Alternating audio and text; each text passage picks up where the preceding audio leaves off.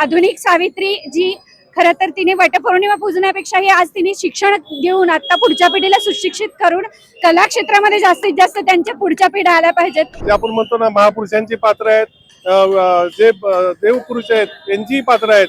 यातून सामाजिक संदेश सुद्धा आम्ही दिलेले आहेत. या वारकऱ्यांच्या या दिंडीतून आपण वेगवेगळ्या संदेशातून समाज जागृती केली पाहिजे. समाजाचे आपण काहीतरी देणं आहोत.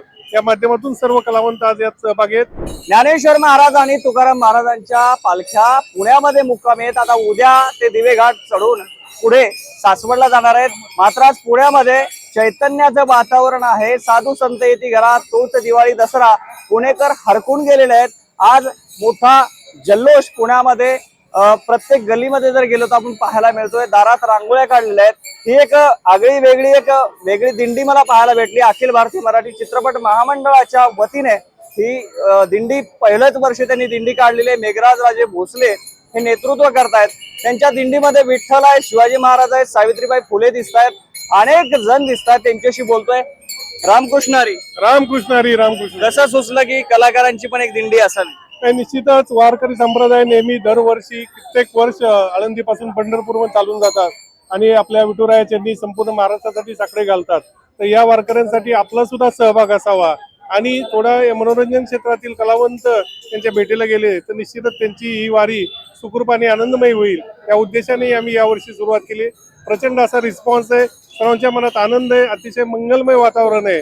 निश्चितच दरवर्षी आम्ही मोठ्या प्रमाणात ही वारी पुढे करणार आहोत. कोण कोण सहभागी झाले याच्यामध्ये? शिवाजी महाराजांच्या वेशात दिसत आहेत, पांडुरंग दिसत आहेत. यस, यात सर्व पात्र आहेत. एक जे आपण म्हणतो ना महापुरुषांची पात्र आहेत, जे देवपुरुष आहेत त्यांचीही पात्र आहेत.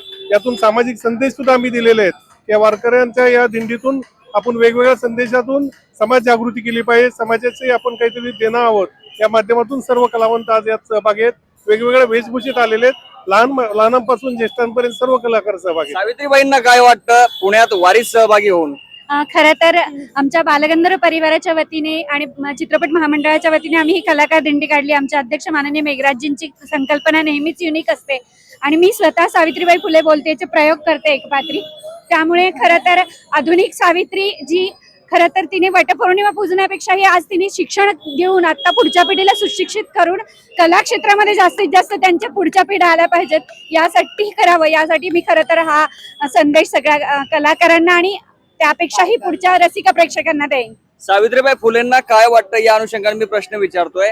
हल्ली सावित्रीबाई फुलेंच्या वाड्यामध्येच त्यांच्याच वडाच्या वटवृक्षाला आता सध्या फेऱ्या मारल्या जातात महिलांच्या. त्याबद्दल सावित्रीबाईंच्या वेशात काय विचार केला असता सावित्रीबाईंनी आज हे सगळं पाहून?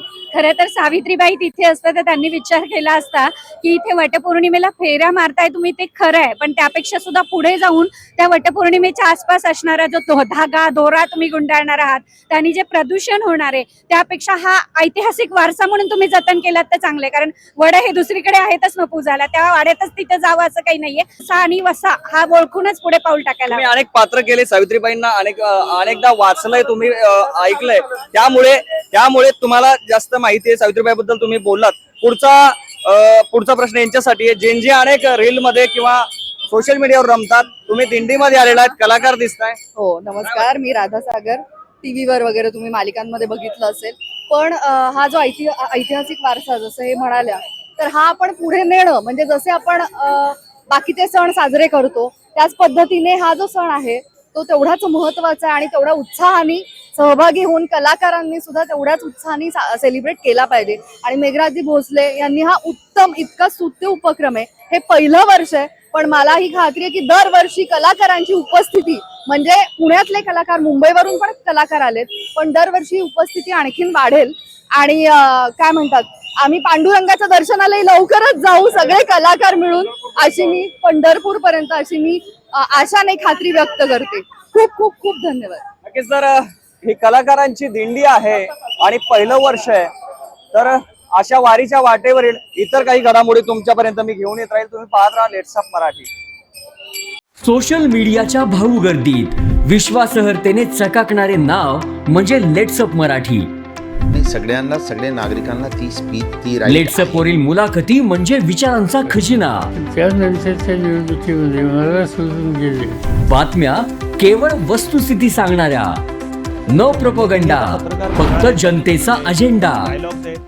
क्योंकि आने वाला कल जाने वाला है, जाने वाला कल आने वाला है. राजकारण, मनोरंजन असो की क्रीडा क्षेत्र, महाराष्ट्राची स्पंदने संवेदनशीलतेने टिपणारे माध्यम म्हणजे लेट्सअप मराठी.